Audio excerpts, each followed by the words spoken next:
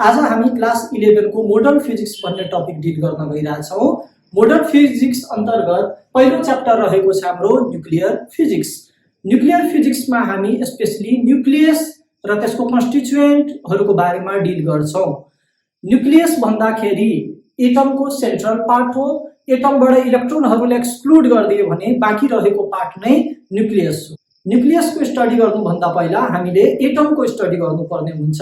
एटमको जुन स्ट्रक्चर र कन्स्टिट्युएन्ट जुन अहिले हामी बुझिरहेका छौँ त्यो फर्स्ट एटेम्प्टमै आएको होइन। यसको पछाडि धेरै स्टेप्सहरू इन्भल्भ भएका थिए, धेरै हिस्ट्री छ यहाँ।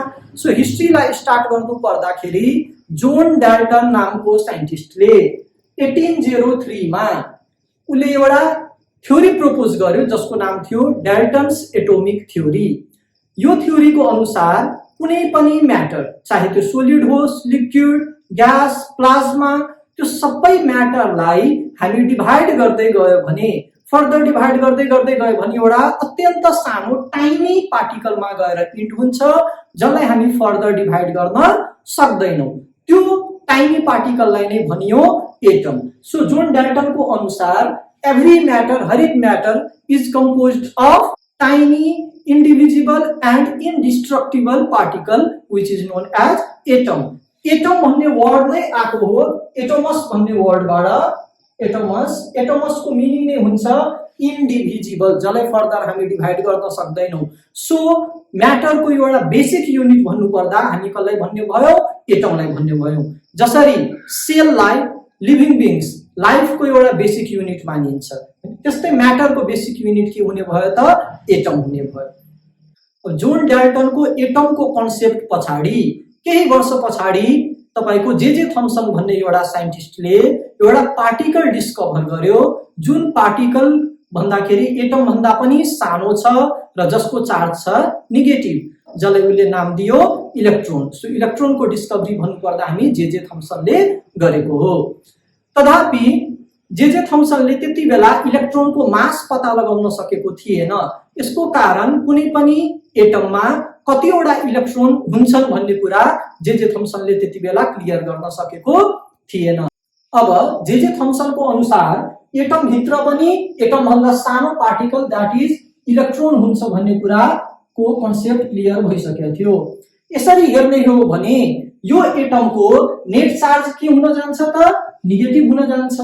तर फिजिक्समा अर्ली डेज देखि नै एउटा कन्सेप्ट के क्लियर थियो भन्दाखेरि the net charge of atom is 0, that is atom is electrically neutral भन्ने कुरा। अब हेरौँ यो अनुसारले त एटम इलेक्ट्रिकली न्यूट्रल हुने भएन हो। सो यो एटम इलेक्ट्रिकली न्यूट्रल हुनको लागि यो नेगेटिभ चार्जलाई के गर्नु पर्यो? ब्यालेन्स गर्नु पर्यो। र नेगेटिभ चार्जलाई ब्यालेन्स कसले गर्छ त? पोजिटिभ चार्जले ब्यालेन्स गर्छ, ताकि पोजिटिभ र नेगेटिभ ब्यालेन्स गरेर नेट चार्ज कति भइहालोस् त? एटमको 0 भइहालोस्, एटम इलेक्ट्रिकली न्यूट्रल भइहालोस्। ओके, अब यो पोजिटिभ चार्ज त्यति बेला पत्ता लागेको थिएन।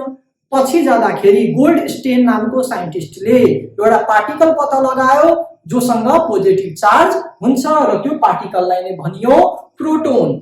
सो यो प्रोटोनको डिस्कभर भइसकेपछि जे थम्सनले एउटा एटमको स्ट्रक्चर प्रपोज गर्यो र त्यो स्ट्रक्चर कस्तो थियो भन्दाखेरि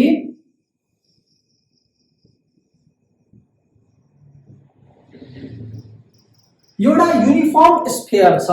युनिफर्म स्फियर के को छ त? पोजिटिभ चार्जको युनिफर्म स्फियर छ र त्यो पोजिटिभ चार्ज स्फियरमा नेगेटिभ चार्जहरू इम्बेड भएर बसिएको छ, खालिएर बसेको छ। यो कुरालाई उनले एक्जाम्पलबाट एक्सप्लेन गरेको थियो। एक्जाम्पल भन्नुपर्दा वाटरमेलनको एक्जाम्पल। जसरी वाटरमेलनको केसमा रेड कलरको फ्रुटलाई हामी मानौ पोजिटिभ चार्ज हो र जसरी बिउ सीड्सहरू यो फ्रुट भित्र इम्बेड भएर बसेको हुन्छ, त्यसरी नै जे थम्सनको अनुसारले एटम भनेको पनि वाटरमेलन जस्तै हो जसमा पोजिटिभ चार्जको के छ त? युनिफर्म स्फियर छ। र जसरी सीड्स हरू यहाँनिर उले सीडलाई केसँग रिजेम्बल गर्यो? इलेक्ट्रोनसँग। सो जसरी सीड्सहरू इम्बेड भएर बसेको हुन्छ फ्रुटमा, त्यसरी नै नेगेटिभ चार्जहरू पनि इम्बेड भएर बसेको हुन्छ यो पोजिटिभली चार्ज स्फियरमा। सो यो मोडललाई जे थम्सनको एटोमिक मोडललाई भनियो वाटरमेलन मोडेल भनेर। उसले एउटा अझै इक्जाम्पल दियो, त्यो इक्जाम्पल अनुसार उसले पुडिङको कुरा गर्यो। हामी खीर भन्छौँ नि होइन, सो क्रिसमसमा युरोपियन कन्ट्रीहरूमा स्पेशल किसिमको एउटा पुडिङ बन्छ। अनि त्यो पुडिङमा जसरी हामी खीरमा के राख्छौँ त, अब काजु किसमिस होइन, अरू रेजाइन्सहरू राख्छौँ। त हेरौँ यहाँ पनि के भयो त, यो पुडिङ जुन भयो त्यो पुडिङलाई रिजेम्बल गरे कसले कि पोजिटिभ चार्ज डिस्ट्रिब्युट भएको छ यहाँ होइन। सो पोजिटिभ चार्जको पुडिङ छ र त्यो पुडिङहरूभित्र जसरी हामी प्लम्सहरू राखेको रहन्छौँ त्यसरी नै यो प्लमहरूलाई रिजेम्बल गरेकोसँग नेगेटिभ चार्जसँग। ओके, सो जसरी प्लमहरू डिस्ट्रिब्युट भएर बसेको हुन्छ पुडिङमा, त्यसरी नै इलेक्ट्रोन्सहरू पनि डिस्ट्रिब्युट अथवा इम्बेड भएर बसेको हुन्छ केमा त, पोजिटिभली चार्ज स्फियरमा। सो जे थम्सनको एटमको मोडेल वाटरमेलन मोडेल अथवा प्लम पुडिङ मोडेल पनि भनियो। सो जे थम्सनको एटोमिक मोडेल धेरै वर्षसम्म एक्सेप्टेबल थियो, तर उसले एटमको स्टेबिलिटी को कुराले एक्सप्लेन गर्न सकेन। सो जे थम्सन अनुसारको जुन एटमको मोडेल छ त्यसमा पोजिटिभ चार्ज र नेगेटिभ चार्जहरू स्टेसनरी छन्, रुकेर बसेको छ, रेस्टमा छ। ओके, अब यस्तो हुनाले पोजिटिभ र नेगेटिभको बिचमा के हुन्छ त, एट्र्याक्सन हुन्छ। सो प्लसले माइनसलाई एट्र्याक्ट गरेर नेट चार्ज त जेरो बनायो, प्लस उसको एक्जिस्टेन्स पनि अस्तित्व पनि के हुने भयो त, हराउने भयो। ओके, सो जे थम्सनले एटमको मोडेललाई एक्सप्लेन गर्न सकेन।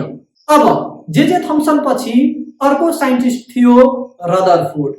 रदरफोर्डले एउटा एटमको मोडेल दियो, जुन एटमको मोडेल एउटा फेमस एक्सपेरिमेन्ट जसलाई भन्छ हामी अल्फा स्क्याटरिङ एक्सपेरिमेन्ट, त्यो अल्फा स्क्याटरिङ एक्सपेरिमेन्टमा आधारित थियो। अल्फा स्क्याटरिङ एक्सपेरिमेन्ट स्टार्ट गर्नभन्दा अगाडि हामीले अल्फा पार्टिकल के हो भन्ने कुरा बुझ्नुपर्ने हुन्छ। अल्फा पार्टिकल के हो त्यो बुझ्नलाई हामी हेरौँ, म हिलियमको एटम बनाइरहेको छु। हिलियमको न्युक्लियस भित्र दुईवटा प्रोटोन र दुईवटा न्युट्रोन हुन्छ र न्युक्लियसको अराउन्डमा इलेक्ट्रोनहरू रिभल्भ गरिराखेको छ। ओके, सो यो हिलियम एटमले आउटर मोस्ट अर्बिटमा रहेको इलेक्ट्रोनलाई लुज गर्यो भने के हुन्छ, माने यो एउटा इलेक्ट्रोन उसले लुज गर्यो भने लस अफ इलेक्ट्रोनको कारणले पोजिटिभ चार्ज जेनेरेट हुने भयो। यो इलेक्ट्रोन पनि यदि लुज भइहाल्यो भने फेरि एउटा पोजिटिभ चार्ज डेभलप हुन्छ। अब यो न्युक्लियस मात्र रह्यो, यो ओर्बिट इलेक्ट्रोनहरू छैन। सो हिलियमको nucleus along with two positive charge, यसलाई नै हामी के भन्छौँ, अल्फा पार्टिकल भन्छौँ। Alpha particle. So what is alpha particle? Alpha particle is doubly ionized helium atom. So helium atom हो, यो डबली के भइसकेको छ, आयनाइज भइसकेको छ, यसलाई हामी भन्छौँ अल्फा पार्टिकल। अब अल्फा पार्टिकलको सोर्सको रूपमा रदरफोर्डले के युज गर्यो, उसले एउटा रेडियो एक्टिभ इलिमेन्ट युज गर्यो जुन हो रेडियम। रेडियोएक्टिभ इलिमेन्ट भनेपछि के हो, रेडियोएक्टिभ इलिमेन्टको अझै एक्जाम्पल्सहरू छन्, युरेनियम भयो, थोरियम भयो। ओके, सो रेडियोएक्टिभ सब्स्टान्सले alpha particle, beta particle, gamma रेडिएसन्सहरूलाई के गर्छ, जेनेरेट गर्छ। ओके, र तिनीहरूको न्युक्लियस एकदम बढी अनस्टेबल हुन्छ। So as a source of alpha particle रदरफोर्डले युज गरेको छ रेडियमलाई। ठिक छ। ओके, अब यो रेडियमलाई उसले के गर्यो, एउटा बक्स भित्र इन्क्लोज गरेको छ। यो बक्स बनेको हुन्छ लिड भन्ने इलिमेन्टको, लिड बक्स छ, यो लिड बक्स छ। लिड बक्स युज गर्नुको कारण के हो त, सबभन्दा पहिला लिड जुन छ प्लम्बम, त्यसको डेन्सिटी धेरै हाई हुन्छ। डेन्सिटी हाई छ भने त्यसलाई कुनै पनि पार्टिकलले इजिली पेनिट्रेट गर्न सक्दैन। सो रेडियमबाट निस्किने जुन अल्फा पार्टिकल्सहरू हो, त्यो अल्फा पार्टिकल अल पोसिबल डाइरेक्सनमा निस्किन सक्छ। ओके, सो यो डिफरेन्ट एंगलबाट डिफरेन्ट डाइरेक्सनबाट निस्किन सक्छ। त्यो कुरालाई एभोइड गर्नको लागि, रोक्नको लागि उसले लिड बक्सको युज गर्यो, ताकि यो यतातिरको डाइरेक्सनमा अल्फा पार्टिकलहरू चाहिँ के होस् त, इमिट नहोस्। सो एउटा डाइरेक्सन, युनि डाइरेक्सनमा अल्फा पार्टिकल चाहिँ यहाँबाट निस्कोस् भन्ने हिसाबले उसले के गर्यो, त्यो लिड बक्समा एउटा ओपेनिङ बनायो र यो ओपेनिङबाट अल्फा पार्टिकलहरू निस्किने भयो। अब सिन्स अल्फा पार्टिकलहरू जुन निस्किरहेछ, यहाँबाट पनि यो सानो ओपेनिङबाट पनि यसलाई पनि के गर्नु पर्यो, अझै थिन हैन एकदम प्यारलल बीम बनाउनु पर्यो। जुन प्यारलल बीम बनाउनको लागि उसले युज गरेको थियो स्लिट, उसले युज गर्यो स्लिट। सो स्लिट भनेपछि कस्तो हो, स्लिट भनेको कुनै एउटा ओपेक सर्फेसमा हामी सानो होल अथवा एउटा पातुलो लाइनिङ जब बनाउँछौँ भने, जस्तै हामी हेरौँ यो मैले पेपरको बनाएको छु, यहाँ एउटा सानो होल गरेको छ, मानौ यो के छ अपेक छ भने अल्फा पार्टिकल जुन यो रिजनमा फल भयो त्यो यताबाट इमिट हुन सक्दैन, तर जुन अल्फा पार्टिकल यो होल थ्रु गयो त्यो अल्फा पार्टिकल मात्रै बाहिर आउन सक्छ, जसको कारणले के हुन्छ अल्फा पार्टिकल्सहरु यो रिजनमा, यो तलको रिजनमा जुन स्लिटमा स्ट्राइक भइरहेछ त्योहरु यताबाट इमिट हुँदैन, मात्र त्यस्तो अल्फा पार्टिकल इमिट हुन्छ जुन चाहिँ एक्ज्याक्टली यो होलबाट पास गरिराखेको होस्, जसको कारणले हामी के पाउँछौं त एकदम narrow thin beam of alpha particles. अब रदरफोर्डले यो अल्फा पार्टिकल जुन स्लिटबाट इमिट भयो त्यसलाई स्ट्राइक गरायो एउटा गोल्ड फॉइलले, गोल्ड फॉइलमा। फॉइल भन्दाखेरि धेरै थिन शीट हो, जस्तै यहाँ हेरौं यो एल्युमिनियमको फॉइल हो, ओके। सो कति पातुलो छ यो, त्यस्तै गोल्डले बनेको फॉइल रदरफोर्डले यहाँ युज गरेको थियो। यो गोल्डले नै बनेको फॉइल उले किन चुज गर्यो त हैन। सो गोल्ड मेटल जुन हो यसको प्रोपर्टी छ एउटा म्यालिएबिलिटी, हामीले मेटल्सको प्रोपर्टीहरु पनि पढेका छौं, म्यालिएबिलिटी, डक्टिलिटी हैन। सो म्यालिएबल प्रोपर्टी भनेको के हो, यस्तो प्रोपर्टी हो जसमा मेटेरियललाई थिन शीट एकदम पातुलो शीटमा कन्भर्ट गर्न सक्छौं। सो सिन्स गोल्डलाई एकदम पातुलो थिनमा कन्भर्ट गर्न इजी थियो त्यही भएर उले के युज गर्यो त गोल्डको फॉइल युज गर्यो, ओके। सो गोल्डको फॉइलमा यो अल्फा पार्टिकल स्ट्राइक गरिसकेपछि अब यहाँ स्टार्ट हुन्छ स्क्याटरिङ। गोल्ड फॉइलमा त गोल्डको एटम होला, जब गोल्डको एटमबाट अल्फा पार्टिकल के भइरहेछ त पास भइरहेछ भने अब त्यहाँ स्क्याटरिङ हुन्छ। त्यो स्क्याटरिङ किन हुन्छ कसरी हुन्छ भन्ने कुरा अब हामी बुझ्छौं। सो अब स्क्याटर्ड भएको अल्फा पार्टिकललाई ओब्जर्भ गर्नको लागि, त्यसलाई ओब्टेन गर्नको लागि उले एउटा के युज गर्यो, स्क्रिन युज गर्यो, जुन चाहिँ बनेको हुन्छ जिंक सल्फाइड भन्ने मेटेरियलले, ओके। सो यो स्क्रिन छ एउटा, यो बनेको छ जिंक सल्फाइड, ZnS लेख्न सक्छौ, यो जिंक सल्फाइडको स्क्रिनले बनेको छ। सो जिंक सल्फाइडको स्क्रिन नै किन युज गर्यो त त्यसको पछाडी कारण छ, किनकि जिंक सल्फाइड भनेको एउटा फ्लुरोसेन्ट मेटेरियल हो।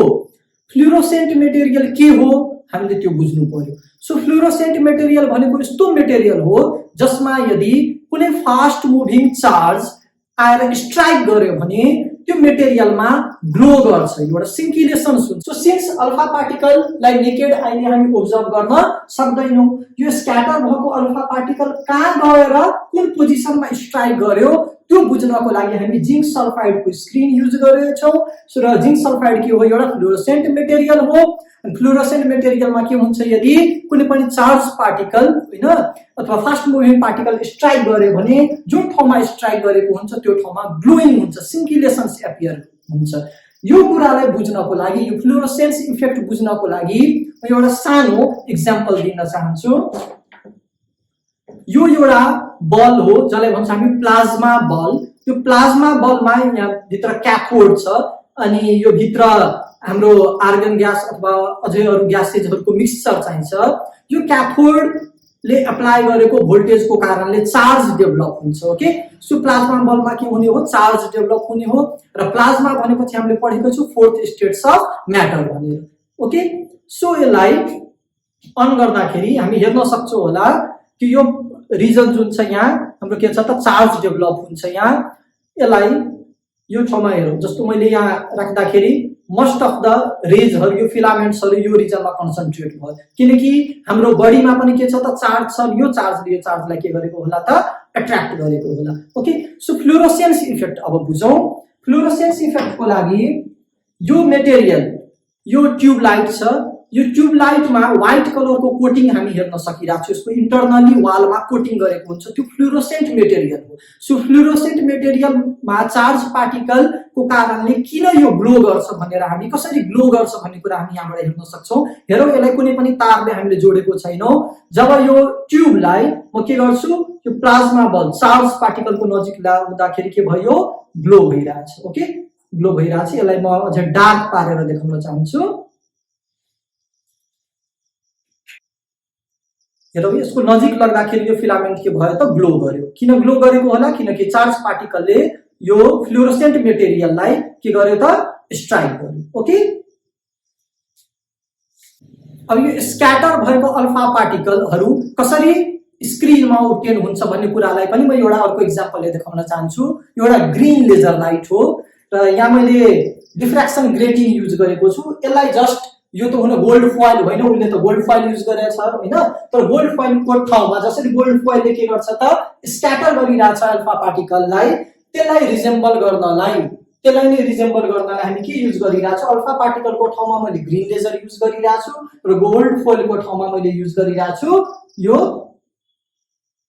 ल अब हामी हेरौँ, यहाँ तपाईले के हेर्न सकिराख्नु भएको छ, यो फ्लोरोसेन्स जिंक सल्फाइडको जुन स्क्रिन छ त्यो स्क्रिनमा डट डट डट डट जस्तो भयो होइन।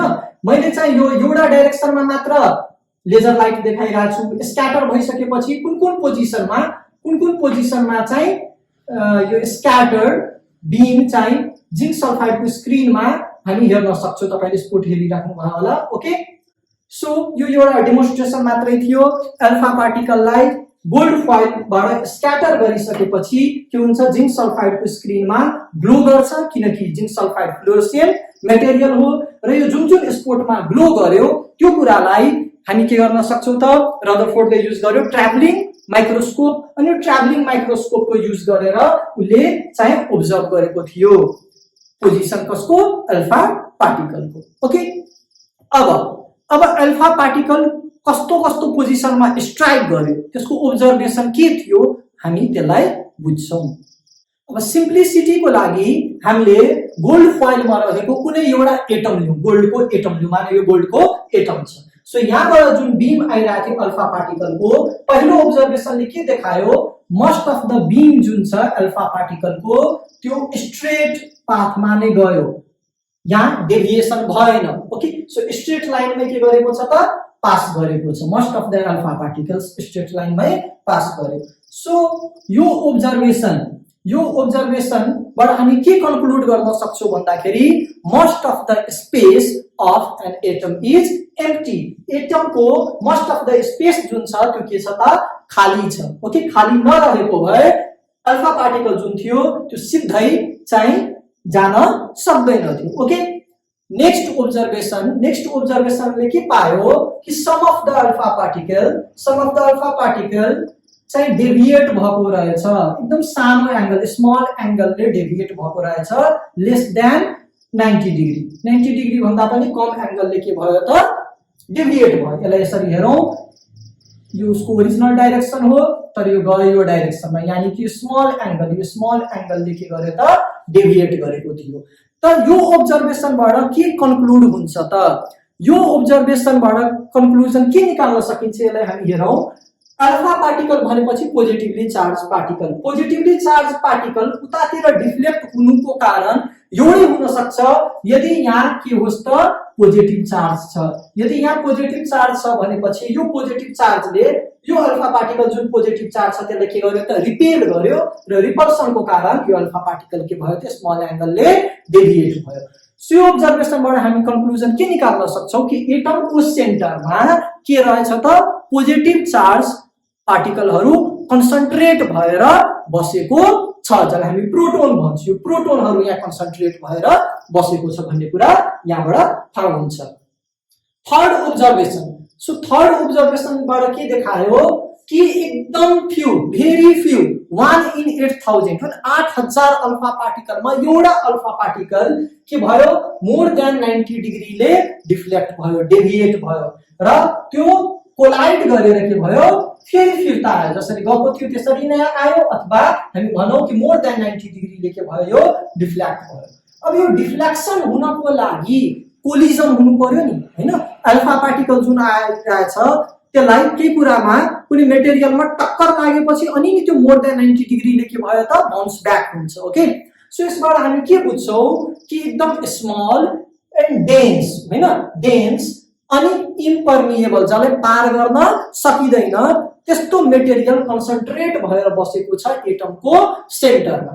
ओके, सो यो तीनटै कन्क्लुजनलाई हेर्ने हो भने हामीले के थाहा पायौं कि most of the space of atom चाहिँ एम्प्टी हुन्छ, खाली हुन्छ। एटमको सेन्टरमा पोजिटिभली चार्ज कन्सन्ट्रेट भएर बसेको हुन्छ र यो पोजिटिभ चार्ज जुन छ त्यो धेरै बढी डेन्स हुन्छ, स्मल रिजनमा हुन्छ, इम्पर्मिएबल हुन्छ। ओके, जसलाई नि के भनियो त न्यूक्लियस भनियो। ठीक छ, सो रदरफोर्डको एटमको मोडेललाई हेर्ने हो भने एटमको सेन्टरमा न्यूक्लियस हुन्छ र जुन न्यूक्लियस भित्र नै के छ त प्रोटोन भन्ने पार्टिकल, पोजिटिभली चार्ज पार्टिकल हुन्छ। अब क्वेसन आयो इलेक्ट्रोन कहाँ हुन्छ, त उसले के भन्यो इलेक्ट्रोनहरू यो न्यूक्लियसको के हुन्छ वरिपरि हुन्छ। त त्यसो भए इलेक्ट्रोनहरूले यो अल्फा पार्टिकललाई के गर्यो, किन डिफ्लेक्ट गरेन त? सिन्स इलेक्ट्रोनहरू एकदम सानो पार्टिकल छ।